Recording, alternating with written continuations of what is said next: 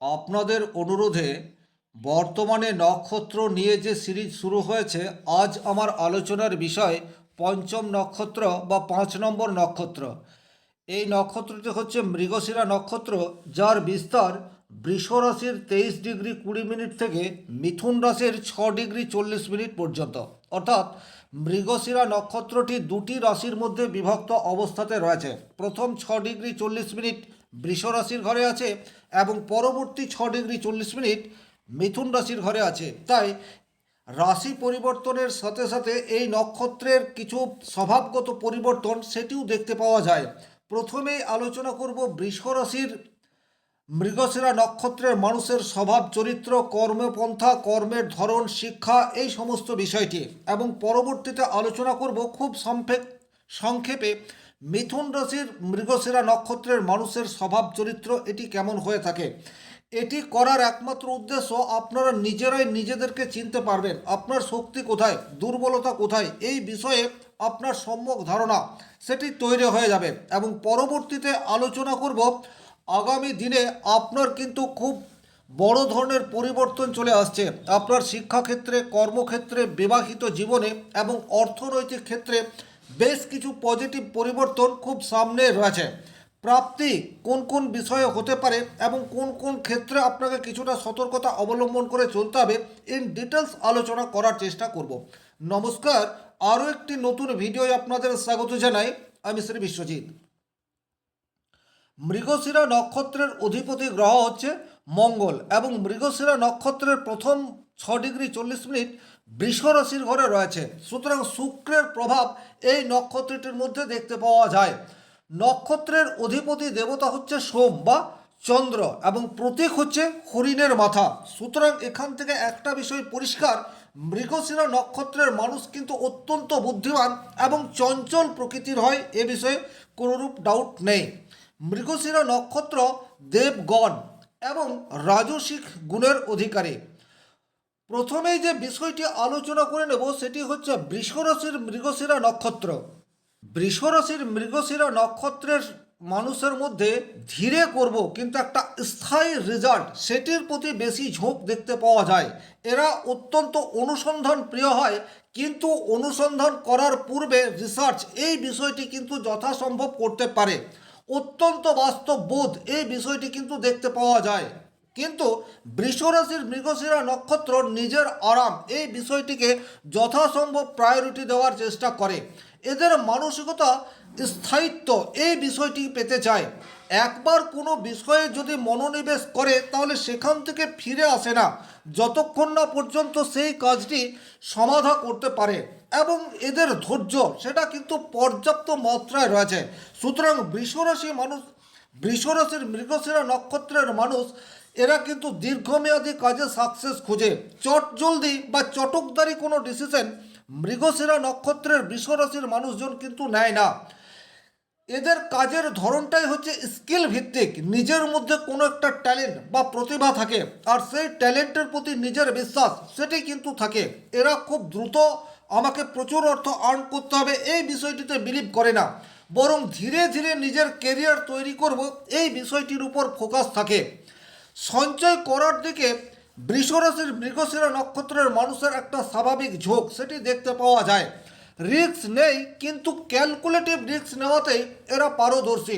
তবে এমন কোনো জায়গাতে লগ্নি করতে পছন্দ করে যেখানে ধীরে হলেও লস হওয়ার সম্ভাবনা কম মাত্রায় দেখতে পাওয়া যায়।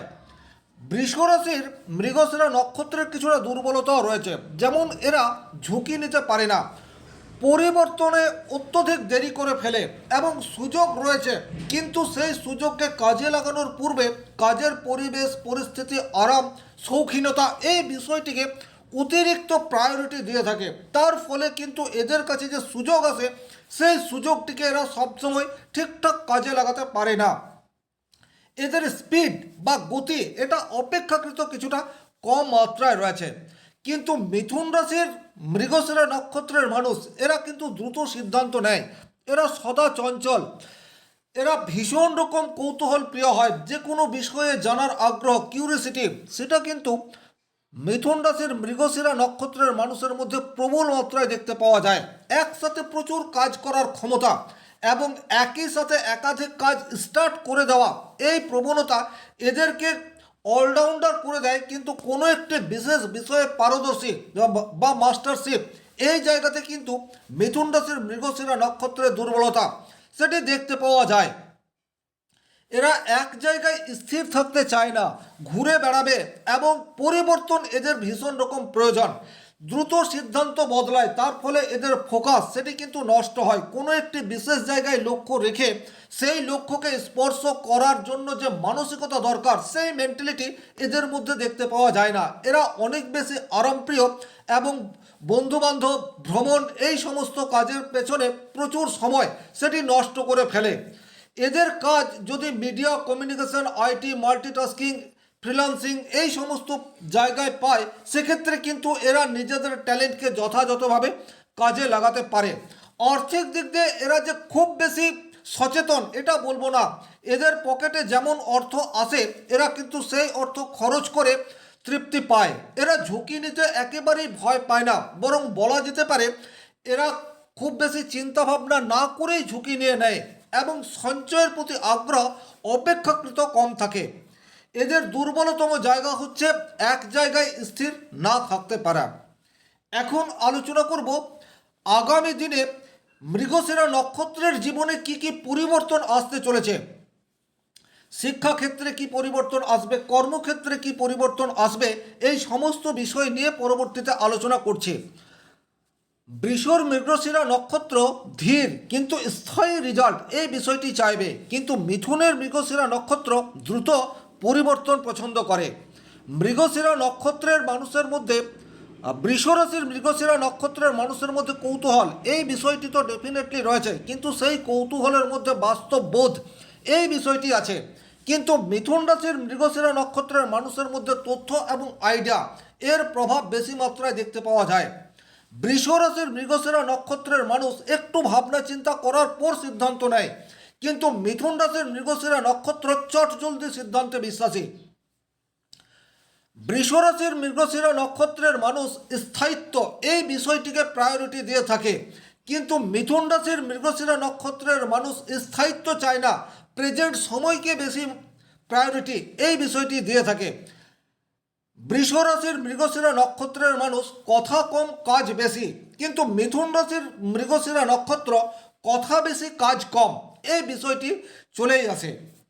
2026 সালে কিন্তু মৃগশিরা নক্ষত্রের জীবনে বেশ কিছু পজিটিভ পরিবর্তন সেটি আমরা দেখতে পাবো। মার্চ এপ্রিলের পর থেকে আপনাদের শেখার আগ্রহ সেটি কিন্তু বৃদ্ধি পেতে যাচ্ছে। আপনার মধ্যে যে স্কিল বা ট্যালেন্ট রয়েছে, সেই ট্যালেন্টকে কোনো ইনস্টিটিউট থেকে প্রশিক্ষণ নিয়ে আপনি আপনার প্রফেশন শুরু করতে পারেন। এটার জন্য মার্চের পরের সময়টি আপনার জন্য অনুকূল হতে যাচ্ছে।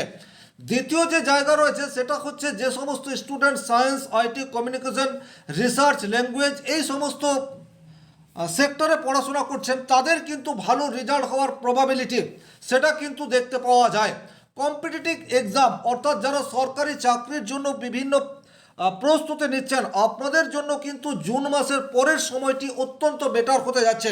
একটা কথাই বলবো, আপনার মৃগশিরা নক্ষত্র, আপনি যদি বৃষ রাশির মৃগশিরা নক্ষত্রের মধ্যে রয়েছেন, সেক্ষেত্রে আপনার মধ্যে ধৈর্য এই বিষয়টি রয়েছে, কিন্তু ধৈর্যের সাথে একটু স্পিড এই বিষয়টির উপর আপনাকে ফোকাস রাখতে হবে। আপনি আপনার লক্ষ্য স্থির করুন এবং সেই লক্ষ্য কত দ্রুত পৌঁছাতে পারেন এই বিষয়টির উপর ফোকাস করবেন। আর আপনার যদি মিথুন রাশির মৃগশিরা নক্ষত্র হয়, সেক্ষেত্রে আপনি একই জায়গার উপর কনসেন্ট্রেশন ধরে রাখুন, এটা আপনার পক্ষে চ্যালেঞ্জিং।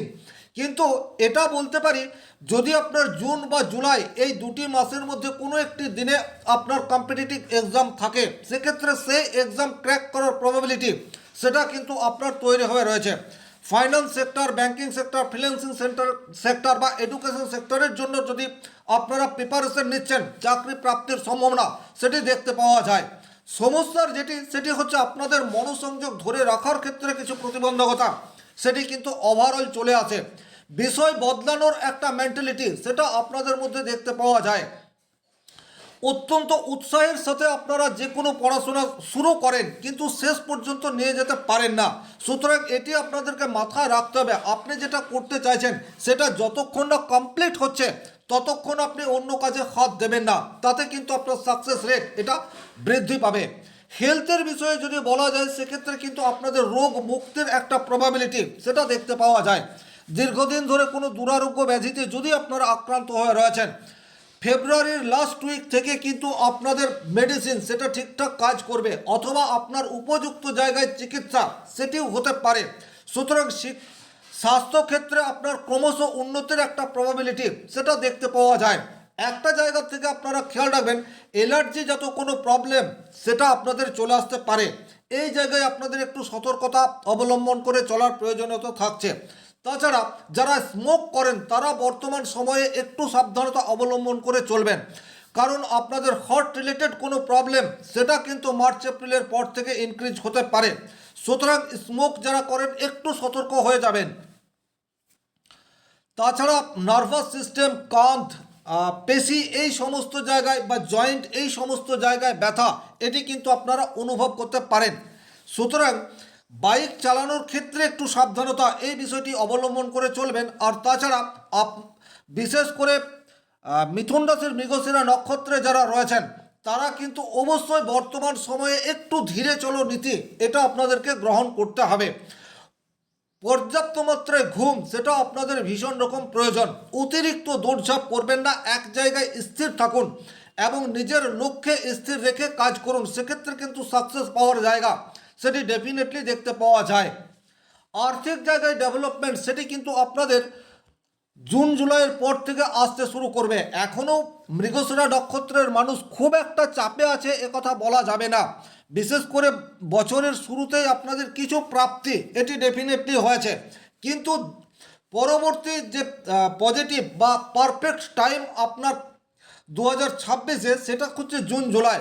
সুতরাং যারা যে কোনো ধরনের ব্যবসার সাথে যুক্ত আপনারা নিজের লক্ষ্যে স্থির থাকুন।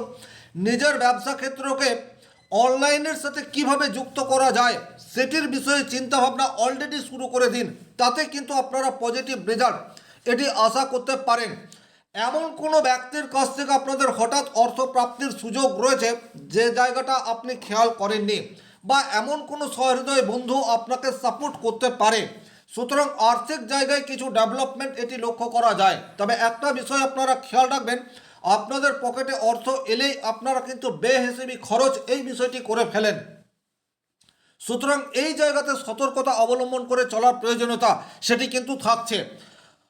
আপনার রোজগার বা আপনার ইনকাম বুঝে যদি খরচ করতে পারেন সেক্ষেত্রে কিন্তু ডেফিনেটলি মার্চের পর থেকে আপনার আর্থিক জায়গায় কিছুটা স্ট্রেংথ এটি আপনারা অনুভব করতে পারবেন।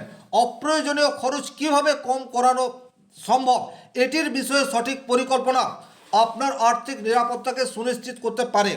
যারা ইনভেস্ট করতে চাইছেন তাদের জন্য কিন্তু গোল্ডেন পিরিয়ড হতে যাচ্ছে মার্চের পরের সময়, অর্থাৎ এয়ার এন্ডিংয়ের পরের সময়টি আপনাদের জন্য একেবারে উপযুক্ত।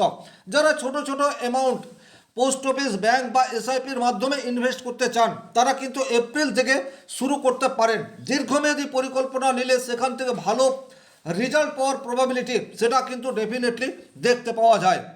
সুতরাং পরিকল্পিত সঞ্চয়ের প্রতি আপনাদেরকে মনোনিবেশ এটা করতে হবে। পেশার ক্ষেত্রে কিন্তু আপনাদের আকস্মিক পরিবর্তন সেটি চলে আসতে পারে। কর্মস্থান পরিবর্তনের সুযোগ সেটি আপনাদের সামনে রয়েছে।